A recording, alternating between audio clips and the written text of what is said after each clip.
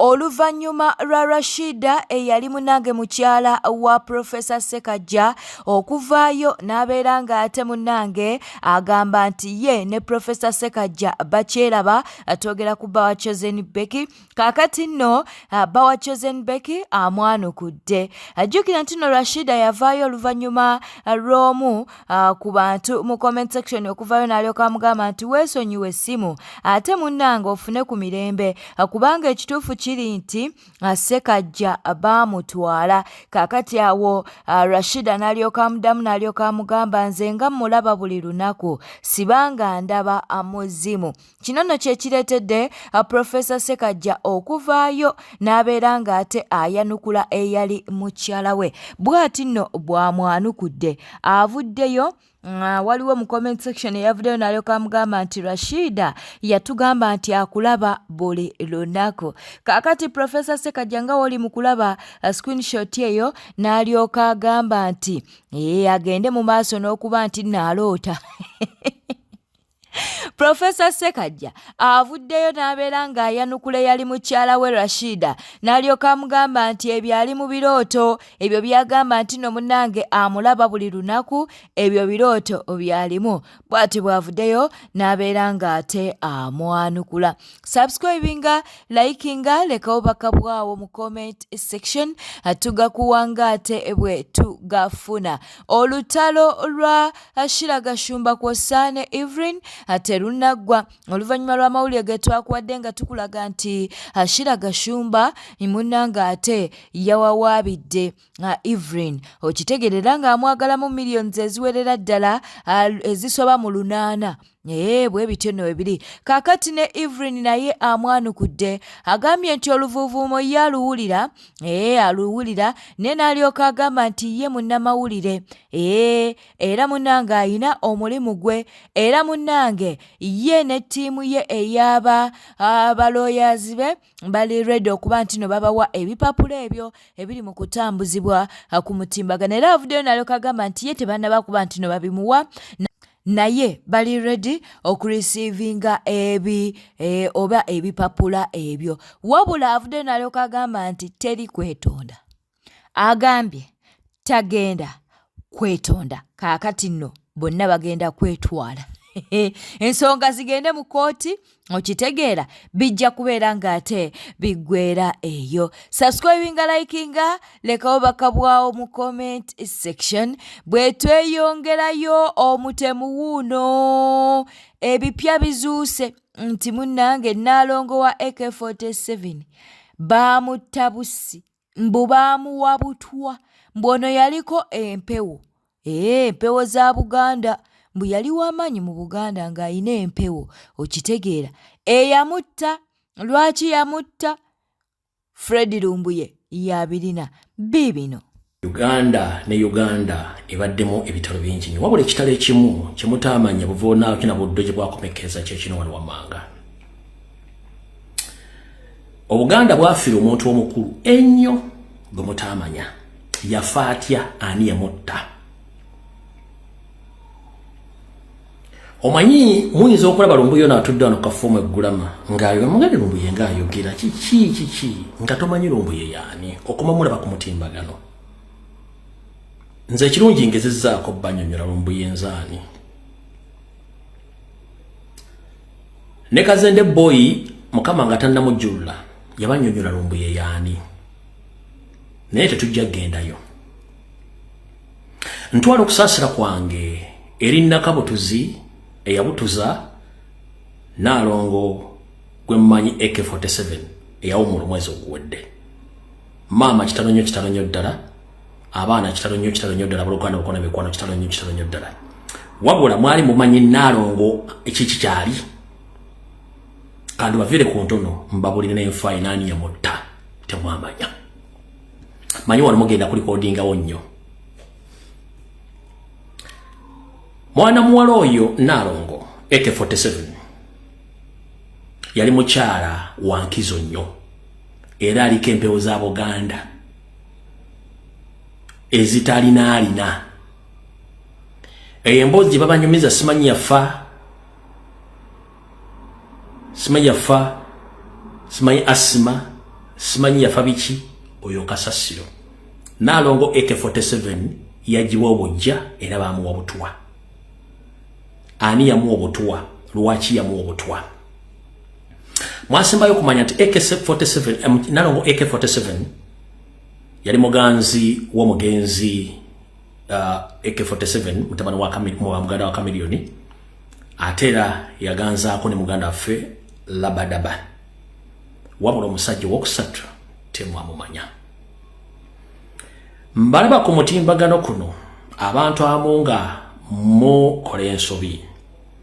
Waliwo omusajja mukulu gwe nabagambako eyita Omulangira Nakibinge era yeetumako n'Obwakabaka bamutikkirako n'omutikkira. Nakibinge oyo si musajja muganda, si musajja muki, si musajja mulangira. Nabagamba n'emirimu gye yali akola.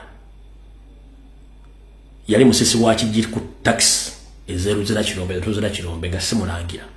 Be bantu ba Museveni bajja settinga ne basoma ennono ne bagimanya ne bamanya buki bagenda okuinfluencinga abantu. Ekyo yakibuka bulungi nnyo. Omwami Nalongo bwe yasembayo kuganza ye mwami oyo eyita Omulangira Nakibinge eyefuula Kabaka. Yamufuna atya? Omwami ono be bamukebinja ka Museveni ke yateekawo akalondola buli muntu yenna aliko empewo. Abamanyi Nalongo va kuba n'amanyi music industry kibiki oyinza okunda ku social media alumbi nenga tomanyi kikendi. Amanyi Nalongo by'omunda Nalongo yaliko emyoyo n'emizimu n'emisambwa gya Buganda egy'amaanyi. Omusajja yamusportinga ndi Nalongo aliko empewo. Ngemo ku bantu bali banonyeze ebbanga bali kempo za Buganda. Oyo musajja mwe Nakibinge n'akwana Nalongo n'amweza n'amufunza. Nalongera okugenda okuva Bungereza okudda Uganda yali azze kusetolinga kutandika kukola emirimu emitongole egy'empo za Buganda. Omwami ono agenda okunonyeza okukola research ng'omukyala alina amaanyi. Abantu ne bagezaako nnyo okugamba Nalongo omusajja oyo tulina okubonesebwa okulabikibwa obubaka nti omusajja oyo mukyamu agenda kutusaako obuki obuvune.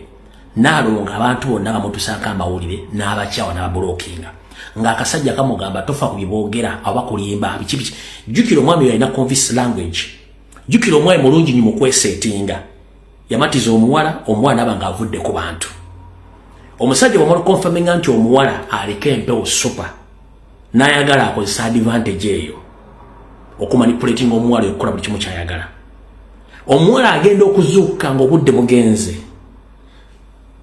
bamutera emimbiri mu by'okunywa omwana n'afa. Mission neggwa ey'okugyawo omwana oyo kubamu ku baana abawala abadde n'empewo ezikuuma Buganda era abadde bagezaako nnyo okuzuukusa empewo za Buganda ng'ani amuse musajja oyo gwe muyita Kabaka gwe muyita Omulangira. Ku mwenna tebadde akimanyi nti Nakibinge yasembayo kuba ne Nalongo. Kabeere famire ya Kamilioni tekimanyi.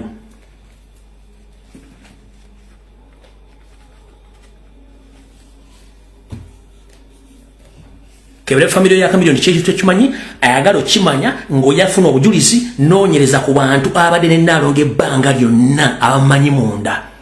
Va ku birimula nti alumbi mulako mulaba ku social media yes. Abaddeko Nalongo bamumanyi Nalongo abaddeko n'amaanyi aga Buganda. Va ku ga family aga Buganda. Akasajja kamusipotinga ne kamuwa obutwa Nalongo n'afa.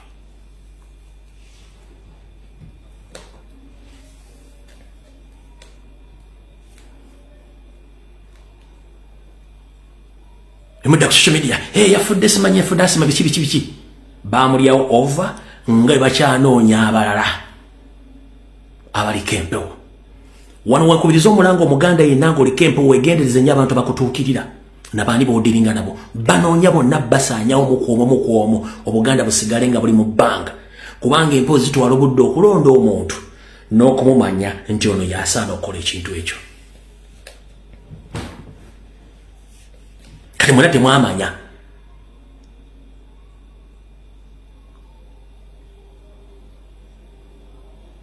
Kebere TV, kebere radio, kebera teryamanyi. Bawe yasembayo yamukola ekintu ekyo. Keka kasajja kamwe kamuyita akalangira kamuyita Mbo Kabaka.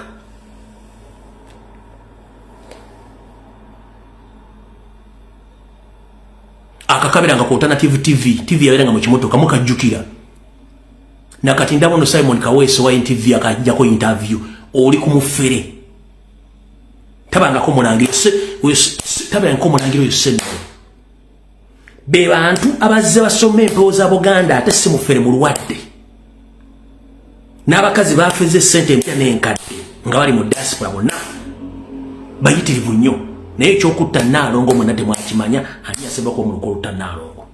Minisita Balamu akyagenda mu maaso n'okuba nti nate akola omulimu ogwamuweebwa Pulezidenti Yoweri Kaguta Museveni okuba nti nate agukola kati naali Kasangati ekibuga yakiyingidde ali Kasangati katukuwe ebyabadde e Kasangati. Chairman we NRM bamulinyisiza kabangali wano ensonga zirimu okutunda kadi y'ekibiina njagala obyetegereze tuli Kasangati. Honorable Balamu Balugahala yasindikibwa President w'eggwanga lino Uganda okusolovinga ensonga z'akalulu ka LC1 mu kitundu kino. Njagala wetegereze engeri abantu gye balinnya kabangali wano empale bazitwalira waggulu tetukyayina poliisi tulina magye. Ono mwami ono yabikola ne Luzinda kati omwami bamukwate ono n'ekibiina bakwate mukwate ndeka microphone ya fao mukama wange bakukwate ono n'ekibiina kya muzeeyi ono n'ekibiina bansaba sente ze sirina bakusaba meka milioni 2 Magezi chairman we NRM Magezi ali wajje wano Magezi nkyayogera wali kaje Magezi jangu omusajja oyo banange Magezi jangu ayagala mudala NRM oyo mwaka sindala yogerawo sigazi akako neyanza mukama wange honorable oyo Minister Muleka yogere muwulire Magezi aha neyanza kadi yafu wagitunda sente milioni 2 so mukama wange ono mukulu yayogerako simanyi kicho omanyi nze nedda nyoko yamanyi kicho omanyi ndi chairman wa NRM Radio City Kitezi Parish nze mukama wange kyemmanyi ntambulira mu NRM structure kati omwami ono yebuli tubeerawo tugenda kulonda yabeera eva agenda mu opposition bwebuzibwa ina Inze mukama wange olinda ko Magezi wali mukama wange mbulire sagalo wairize tuje tuliko kati cha NRM kitufu mukama wange ziramu njala kuboze kibuzo kimu esebo oyo mwami yakutukirira ko yakutukirira yakutukirira ngako nonoko mo era simu facing ngako mwami oyo nakusirizange gwe simu manyi tajanga ko jendi soto mumanyi to mulaba ngako tajanga ko wane mukama wange tegeza to mumanyi mumanyi ngali ku lukiiko olwa NRM atalacho gambye nti wa opposition naye tajanga ko gwange atalacho gambye mu kusoka nti wa opposition ogambye gwe linda ko gwe sirika mwami Magezi kama wange ngambye nti ukulonda kutuka agenda mu opposition nejo ngambye opposition atenga ali ku lukiiko mukama wange naona mukama wange minister that's opposition kazi business gama to opposition neda sewo Esegeza byogede sigenda kwesiga mukama wange badesa wanande njogere malirize mama Njuba yagambye abeni yale mu Museni yale oyo badesa mukama wange malirize chairman weni yale mu wekyalo njala kona ye chairman mwaka zinda chairman kyaliwo naye anziza nnyo owekitiibwa Honorable Balamu ekizibu kinene nnyo mukama wange kimbulire nina fulaga bayala eyakwata fulaga yaffe ya NRM ng'olukiiko lwe twagiwa wali walomita mwami Aaron Kirwana akalu katuuka nga tugenda omunominatinga ne batuyita ewa kisentebe waffe mwami Biyenje ye mwami Biyenje tusinga okukozesa Mayanja Moses yono gwe mwalonda nga akakiiko ka NRM yono naye sawa yakalulu akasembayo ne bamujjako sawa yakalulu akasembayo ne bamujjako ne bawo omulala alina sente Katonda wange oyo mwennyini era okulaza fulagas irina lindako yono omwami ono yabikola ne Luzinda kati omwami bamukwate oyo n'ekibiina bakwate mukwate ndeka microphone ya fao mukama wange bakukwate oyo n'ekibiina kya muzeeyi oyo n'ekibiina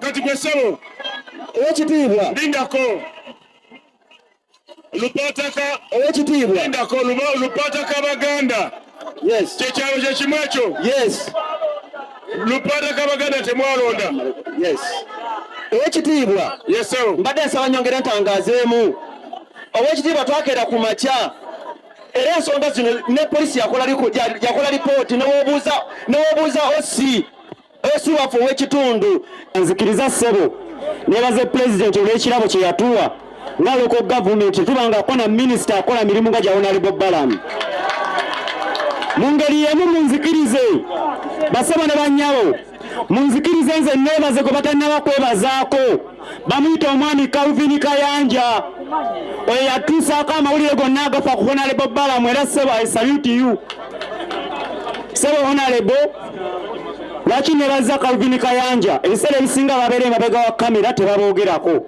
twakajjirawo ne bakwebazizza gwe n'okwebaza olabika okukooye tebannamwebaza ngenda kwogera Kaluuka zooni yaffe ya zooni B Kabubu zooni B ssebo Honorable twatandika mu kwewandiisa ne bitambula bulungi ne tugenda mu kkebera enkalala ne bitambula bulungi ne tugenda mu kulonda ne batukebera mu nkalala era nga bitambula bulungi naye essaawa ze baalagira otandika okukebera ewaffe si ze zaatandika batandika meka ewaffe baleeta ebikola ku ssaawa emu nga naffe weetuli twakeera 12 naye okutandika otukebera kwatandika ssaawa 4 ez'okumakya nga ate wabula essaawa emutulonde bwe baamala otukebera ku ssaawa 4 ne bayisa mu budde kitali na buzibu batuka ekiseera OC owa Kabubu Community Police Station n'alagira yali akulidde okulondesa n'agamba okebera mulekerawo abantu ayingire ku layini so OC tebalonda twalonda naye ng'abamu tebakebeddwa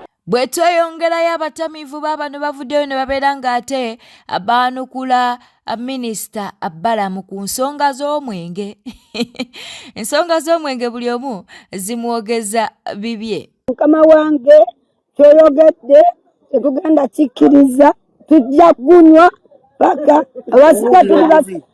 abasinga tuli state maaza otugaana okunywa omwenge esebo tukeera kunywa walagi waffe omwenge tugunywa tewali kugaana muntu kunywa mwenge omwenge bagukola abantu abakulu tugunywe ndi mulema kati natandika okunywa sawa 9 nanywele sawa 6 nengende wakane nebaka nga sinagwa bigwo okiwulira nze ndi wa security bwe tuddako ewa Fred Lumbuye Bambi akyagenda mu maaso n'okulaajana agamba nti abasobola okumuyamba bamuyamba asobole okuba nti naate ava mu ggwanga lya Turkey kubanga Bambi bamunoonya era ssaawa yonna baagala kubeera ng'ate bamukwata si birungi gy'ali biibino nalisoose nekulamu ka clarification katono nnyo kenjagala nkolemu era njagala mukawulize bulungi nnyo bannayuganda mwena gye muli amanya ge mugamanyi n'ebyenkola bimanyi bikoledde ebbanga eddene nakati nkyabikola anteereddwako akazito buli nsonda n'okuba nga njiggibwa ne mukama akyankuuma n'essala zammwe ompulire nti ye nakola statement ku lunaku olw'ebbalaza ne mbategeeza embeera mweri bwendi naye kyenjagala okutereezaamu katono abo ne bagamba nti bemunkeberako nga siddamu message kiba kitegeeza nfunye obuzibu kubanga nzoli wansindikira message okujja ng'essimu tagisaze okusaamuka bwekiro ne mukuba ku makya nziramu message naye baga nti singa mba sizze mu message gy'osindise wala busirika nga sizza mu message kitegeeza mba nafunye ki nafunye obuzibu lwaki nakyogedde ekigambo kino nakyogedde okusinziira nti wano wendi nabagamba sisobola kwogera kigambo kyonna kikwatagana n'okubanga bankuumyeko nakati bakyankuuma naye nze ng'omuntu mba ndaba biki ebigenda okubaawo era nebekengera so nokwongera okwekuuma obukuumi bwange mu ngeri yonna era nyongera okubagumya nti ekigambo ky'okuntikko okunzeewa kakituta deportation tekisoboka wabula bisigadde byonna bisigala mu mukono gya Katonda n'okunkuuma naye nga baba batamanya ŋŋamba bo kye baagala kiri ekintu kimu either nga ndi mufu oba nga nsirise naye ekyokusirika kyo nange neegolidi kubanga okusirika kitegeeza ndowooza nze security yange ekyokusirika kiba kitegeeza nti eggwanga lyange livuddemu ate kitali kituufu so yensobola kirabako ebigambo ebyo era ne bagamba nti nandi yagadde okuvaalo ngera bulijjo era njera okubaza mwenna abatutovunaanyizibwa ababadde bawandiika ebitongole ebyenjawulo nabubamu n'abakyakola ekintu kyonna kisoboka mwebanyi wabadde musigale nga mukola ekintu ekyo n'abasapotinga mu ngeri yonna esoboka. Mukama akyankubirwa essaala zammwe era ajja kunkuuma. Njagala nnyo at least abe ku Uganda empya ebisigadde Mukama yanangezesa naye nga nandi yagadde nnyo okola ku Uganda empya. Ate era njogera kubagamba nze mu nsi gye nnwanirira n'omukulembeze gwe ngoberera siri wano kukuma muliro mu bantu kuttingana nno. Ndi wano okukuba enjiri eggusa okukyusa obukulembeze mirembe kubanga n'omukulembeze waffe kyakulembeza. Ngera embagamba tetwandiyagadde embeera yonna yakufiira Munnayuganda n'omu kubanga tetulina otufuga singa Bannayuganda bafa. Ffe tetwakozebwa butyo Bannayuganda tukuba omusaayi. Ndi musajja wa mirembe n'omukulembeze waffe wa mirembe n'ekibiina kyaffe kya mirembe. Yensonga lwaki tupreachinga peace tetupreachinga violence kwali tetutaka violence. So era kyo tubaga nti omuntu yenna akole fujjo, omuntu yenna ayagala okuba omusebo okutta omuntu mu mbeera eyo kiba kitegeeza nti ovudde ku mulama omutuufu.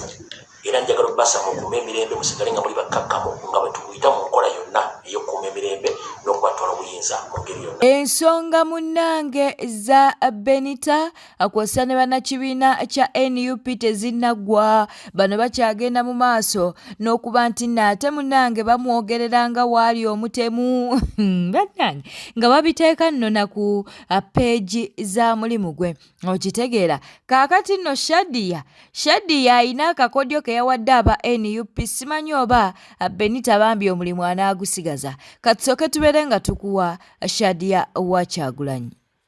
Kyenyinza okubyogerako wemba mwagala bamugobe ku mulimu era nga mwagala kampani emuyimirize wano TikTok tebasobola mugende ku Google muteekeyo bad review. Gavumenti egenda kubiraba bajja kubitunula mu bagamba omukozi awumule olw'ensonga kiba kikuba kampani wano TikTok tekuba kampani kuba ensonga bino bya TikTok just bya just bali abaloko abanywayo babirabira eri ku Google gy'olina okugenda si wano ku TikTok. Genda okole bad review submitting. Jukira tasobola kubideletinga tasobola kutaninga off. Pozi gwa biwandise gwa ino okubijjayo kati akunange nkaba wadde mugende mugezese. Noonya gundi yabwo gende ku oteekayo bad review. Kebero mu comment section mwe nyini mu bokuba ekifaananyi ky'ekintu okiteekere ku comment yo oteekeyo. Omala oteekeko n'omukozi eyakikukoze. Baliddamu. We just funa erinnya lya kampani ogende ku Google. Ogende oteekeyo bad review. Osobola n'ofuna ekifaananyi kye n'okiteekerako. Wano ku TikTok ajasigala nga abavuma ku lw'ensonga TikTok it's nothing.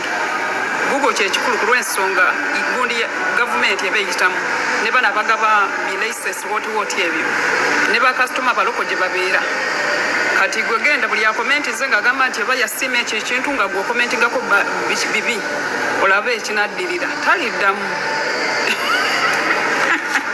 Akufumbira y'omuntu omufumbire ey'ebigere mwekanye evvumbe. Kati wano ku TikTok mumaze kati mumulumbe eri ku base kwennyini. Umulumbe ku base mukubire eddala ku ggumba kuva mutwe amagulu gatta. Ono ali kumbuuza but why? Yebwe yakera nakola zi video nezi live nga asanyuka nti baze bandope ku mulimu bango be yali afunirawa.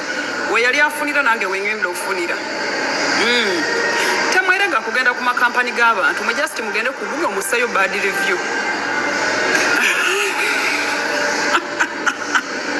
Mukwano kye muba mukola tasobola na kumala week nga wali akola. Naye amagezi genkuwa making sure nti okubiddeko ekifaananyi kyotekereko n'ekyokunywa n'amanya g'amatuufu g'ogenda osubmitting alidda kwebaza. Taliddamu kwasaamirira. Nze nakutunuulira ng'oli kunsijonkera ne ngamba oba onaafa ki motherfucker. Ojja kukkiriza nti omukulembeze tasobya, tawabulwa, tatunulwa mu kamwa. Si wakusaatuukirako tosobola kera bukesi ku makya bw'otyo n'atandika kujonkera first family oba ojagaza ki toli kiddira. Mukkirizibwa n'okuloopa akawunti ya kampani y'abagibanning nga buli gye bateekayo mugibanningisa bakozesa omutemu.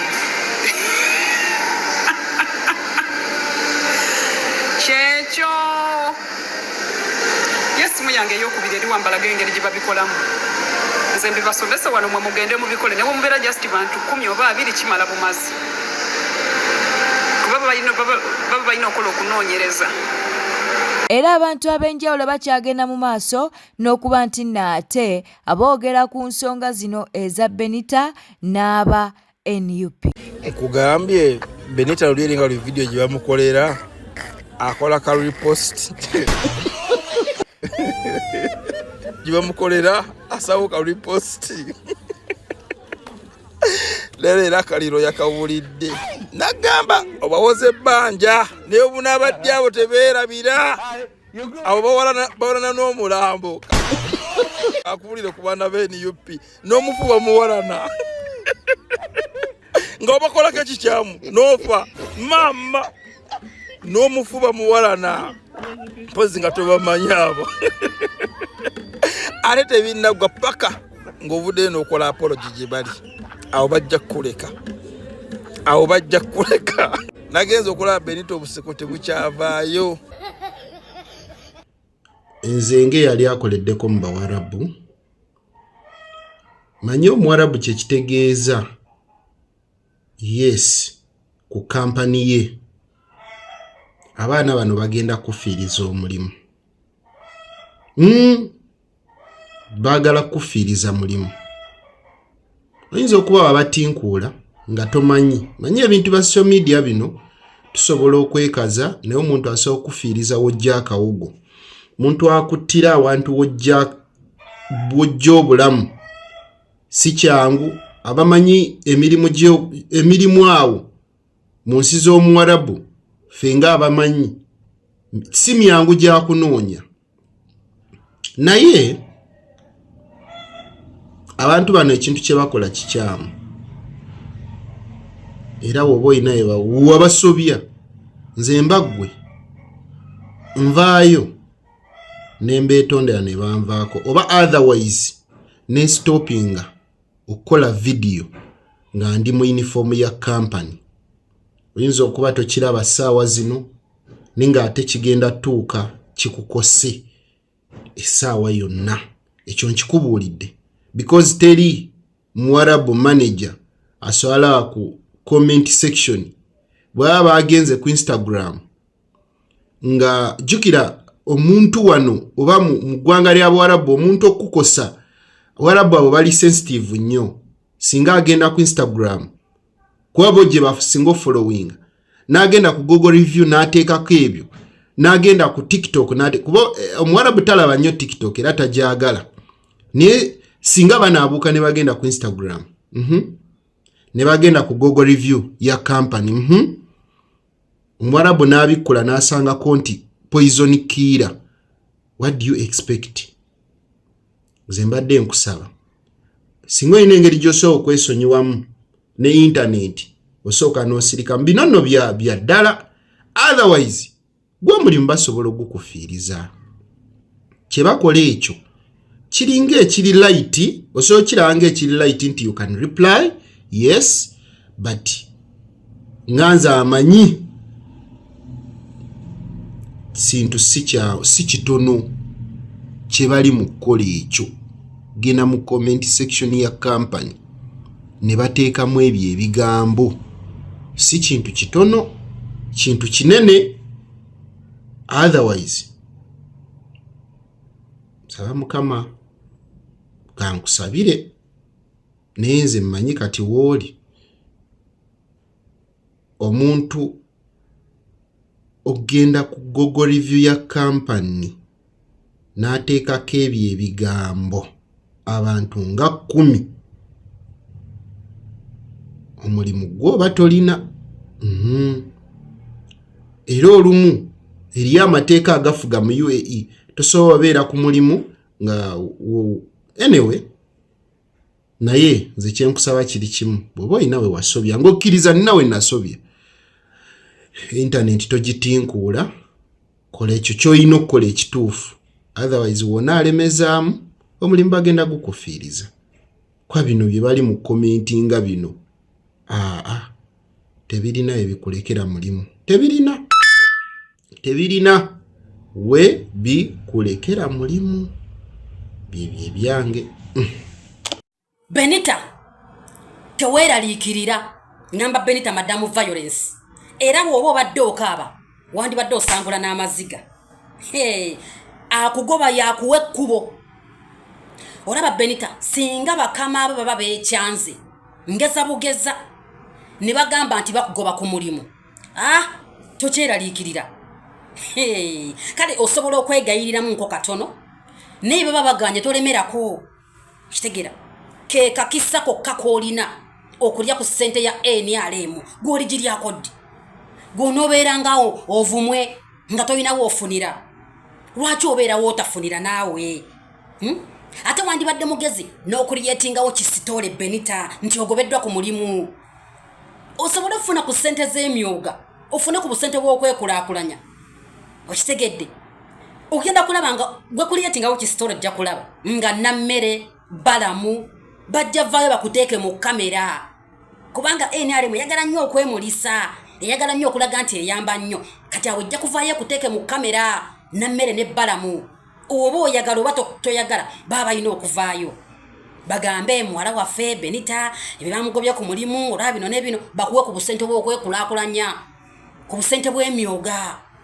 Lwakuba nti ate Benita ekisinga okuvumya busiru bwo singa tovumwa. Okitegeera ate awo ojja n'ofunira omukisa okwegatta ku kigurupu ky'abana abasirusiru ba Gwanta Media. Lwakuba nti ate era oba okyegasseeko olina okukozesa obwonge ennyo n'otasiruwala kubatuukako kubanga bo bwe baagenda ne babawa obusente obwasooka ne bawunga. Kati bwe bwakoma obwo obusente era kuno ku social media baasamira bwereere. Naye kati gwe Benito olina okubeegattako ng'oli mugezigezimu oleme kufuna buno bagenda okuwoma okwekulaakulanya ng'olw'okuba ogobeddwa oleme kkomako obwo.